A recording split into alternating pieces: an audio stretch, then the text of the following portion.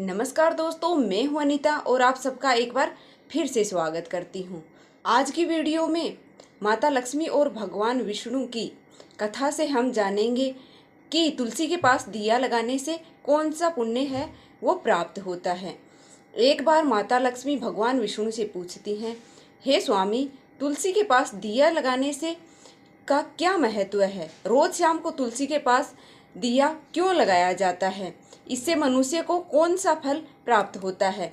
तुलसी के पास दीपक जलाने की क्या विधि है तथा दीपक जलाते समय कौन से मंत्र का उच्चारण करना चाहिए और क्या करना चाहिए? कृपया आप मुझे विस्तार से बताइए। तब भगवान विष्णु कहते हैं, हे देवी, आज आपने समस्त मानव जाति के कल्याण हेतु बहुत ही महत्वपूर्ण प्रश्न किया है।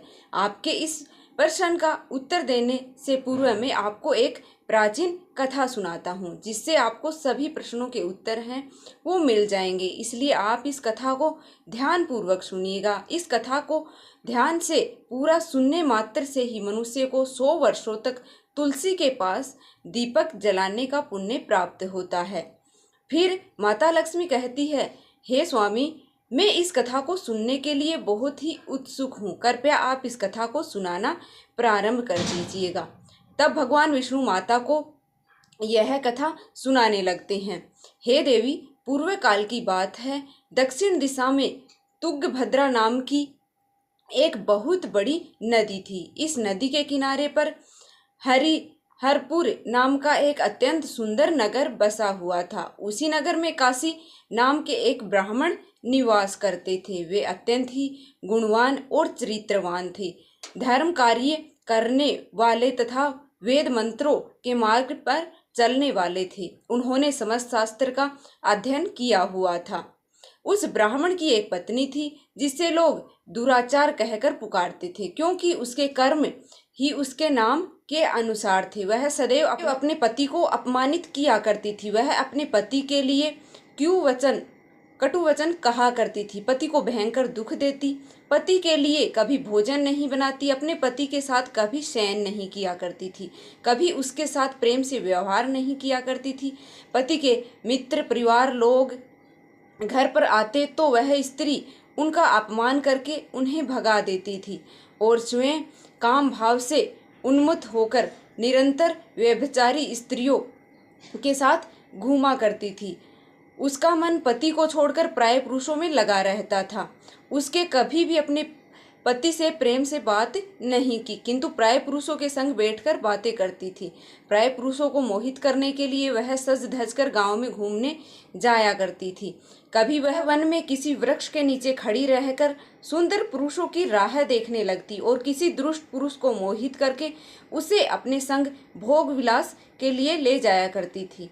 एक दिन वह दुराचारणी स्त्री वन में जाकर एक वृक्ष के नीचे खड़ी हो गई। उसका चित्त काम से भरा हुआ था। वह किसी सुंदर कामी पुरुष की राह देख रही थी, किंतु बहुत समय निकलने के बाद उस स्थान पर कोई पुरुष नहीं आया। इसलिए वह अत्यंत दुखी हो गई और प्रियतम की खोज में इधर उधर देखने लगी। उस दिन उसका सारा परिश्रम व्यर्थ गया। वह वहां पर खड़ी होकर नाना प्रकार की बातें कहकर विलाप करने लगी। हाय हाय, आज तो इस मार्ग में कोई भी सुंदर पुरुष नहीं आया। अब मैं कैसे अपनी काम वासना को शांत करूंगी? आज की रात कैसे बीतेगी? वह जोर जोर से विलाप करने लगी। उस जंगल में एक भयानक बाघ निवास करता था। वह पापिनी स्त्री की आवाज सुनकर वह जाग गया और उछलकर उस स्त्री का भक्षण करने के लिए उसके पास आ गया। उस भयंकर बाघ को देखकर उस स्त्री के पसीने छूटने लगे। वह भय से थरथर कांपने लगी। वह स्त्री कुछ करती इतने में ही उस बाघ ने उसे पंजे से घायल कर दिया और उस स्त्री को जमीन पर गिरा दिया। जमीन पर गिरते ही वह स्त्री चिल्लाते हुए बोली, अरे बाघ, तू किस लिए यहाँ पर आया है? मुझे क्यों मार रहा है? मैं यहाँ पर अपने प्रियतम की खोज कर रही हूँ। तुम मुझे छोड़ दो। मेरा भक्षण करके तुम्हें क्या मिलेगा? उस स्त्री की बातें सुनकर वह भयानक बाघ क्षण भर के लिए रुक गया और हंसते हुए बोला, हे दुष्टा, आज विधाता ने तुझे मेरा ग्रास नियुक्त किया है। तुझ जैसी पापनी स्त्रियों का भक्षण करना ही मेरा काम है। तभी मुझे इस शरीर से मुक्ति मिलेगी। वह स्त्री कहने लगी, हे बाघ, तुम कौन हो? मुझे सच सच बताओ, तुम्हें किस कारण से बाघ की योनि में जन्म लेना पड़ा और तुम मुझे जैसी स्त्रियों का भक्षण क्यों करते हो? पहले मुझे सारी बात बताओ, फिर मेरा भक्षण करो। फिर बाघ कहने लगा, हे पापिनी, तुझे मेरे पूर्व जन्म का वृतांत मैं सुनाता हूँ, किस कारण से मुझे बाघ बनना पड़ा। पूर्व काल में दक्षिण देश की एक नदी थी। उस नदी तट पर एक नगरी बसी हुई थी। उस नगरी में ही मैं निवास करता था। मैं एक ब्राह्मण का पुत्र था और नदी किनारे बैठकर यज्ञ आदि कार्य किया करता था। मैंने उस जन्म में अनेक पापियों के लिए यज्ञ किया था। उन पापियों के घर का भोजन किया था। मैंने धन के लोभ के अनेक पापियों के लिए कार्य किया था। जिन वस्तुओं का दान ब्राह्मण को नहीं लेना चाहिए, उन वस्तुओं का दान भी मैंने ग्रहण किया था और दूसरों से धन लेता था, लेकिन कभी वापस नहीं किया करता था। इस कारण से पाप करते हुए मुझे बहुत साल बीत गए और मैं बूढ़ा हो गया। मेरे बाल सफेद हो गए और आंखें सूज गई। मुंह के सारे दांत गिर गए, लेकिन फिर भी मेरी दान लेने की आदत नहीं छूटी और मैं पाप पर पाप ही करता गया। फिर एक दिन मैं धन के लोभ में नदी किनारे पर गया और अन्य धूर्त ब्राह्मणों के साथ मिलकर हमने लोगों को ठगा। इस मंत्र का वचन, झूठ मंत्र का वचन बोलकर हमने बिना विधि कार्य किए ही देवी देवताओं का पूजन किया और बहुत सारा धन दान ले लिया। फिर उसी स्थान पर एक बीमार कुत्ते ने मेरे पैर पर काट लिया और मूर्छित होकर मैं गिर पड़ा। उसी क्षण मेरे प्राण चले गए। फिर यम के दूत उस स्थान पर प्रकट हुए और मुझे पकड़कर यमपुरी ले गए।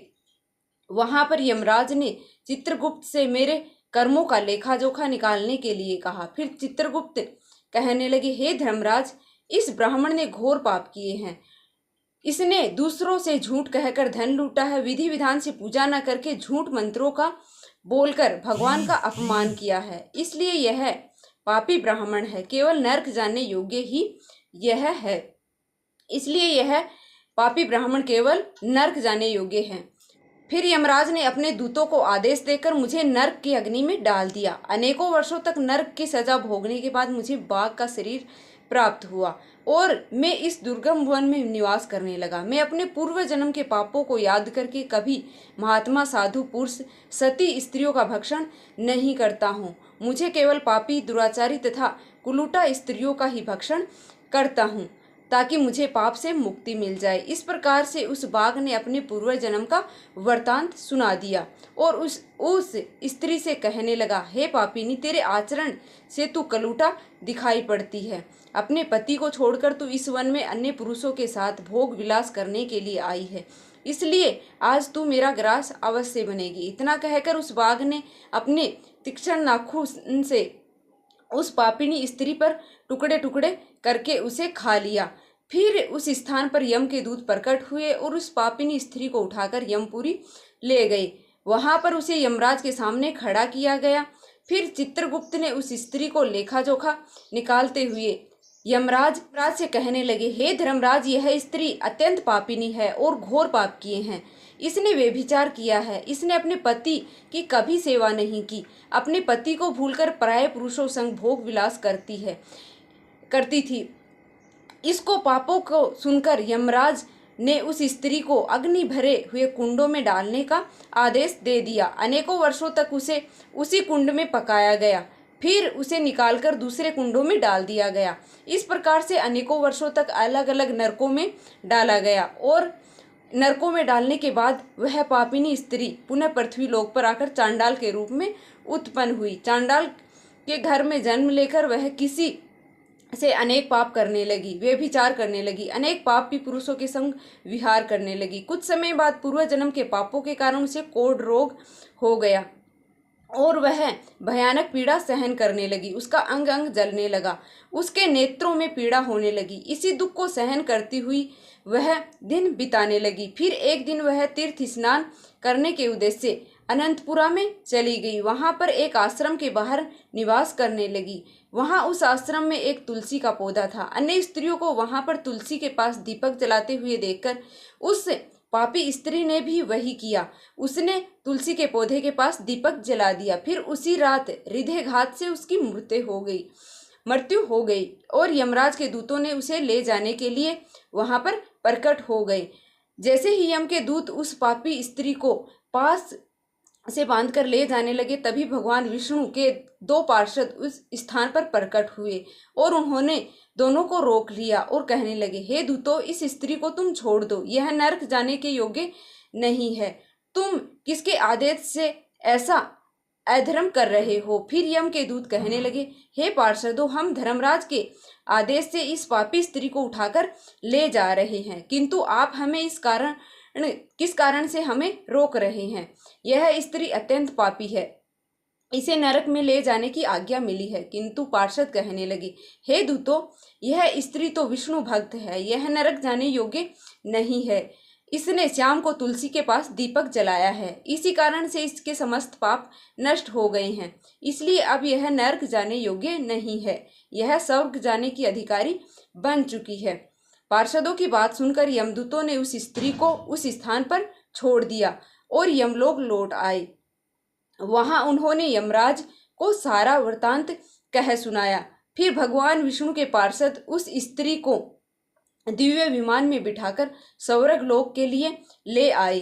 भगवान विष्णु कहते हैं, हे देवी, इस प्रकार से तुलसी के पास केवल दीपक जलाने मात्र से ही मनुष्य के सभी पाप हैं वो नष्ट हो जाते हैं। जो स्त्री नित्य शाम को तुलसी के पास दीपक जलाती है वह सौभाग्यशाली बनती है, उसके पूर्व जन्मों के सभी पाप नष्ट हो जाते हैं, उसे सुख समृद्धि की प्राप्ति होती है।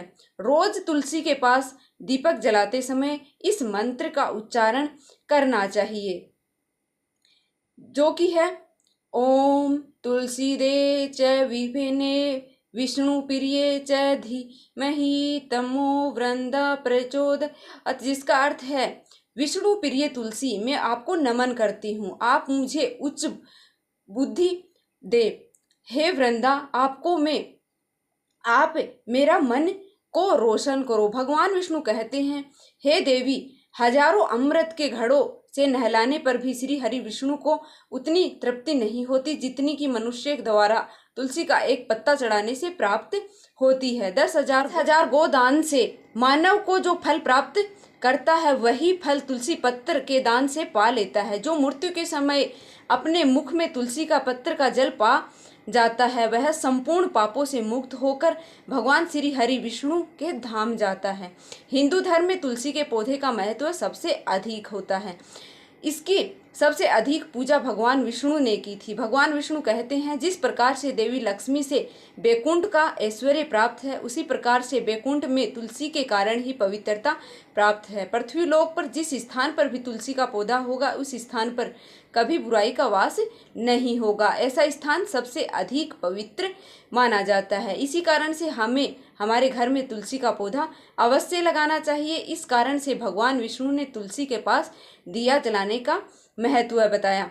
अगर वीडियो आपको अच्छी लगी है तो वीडियो को लाइक करके और चैनल को सब्सक्राइब कर लेना और वीडियो को शेयर कर देना, क्योंकि वीडियो को शेयर करने से भी हमें पुण्य प्राप्त होता है। अगर हम ज्ञान को बांटते हैं तो भी हमें पुण्य प्राप्त होता है।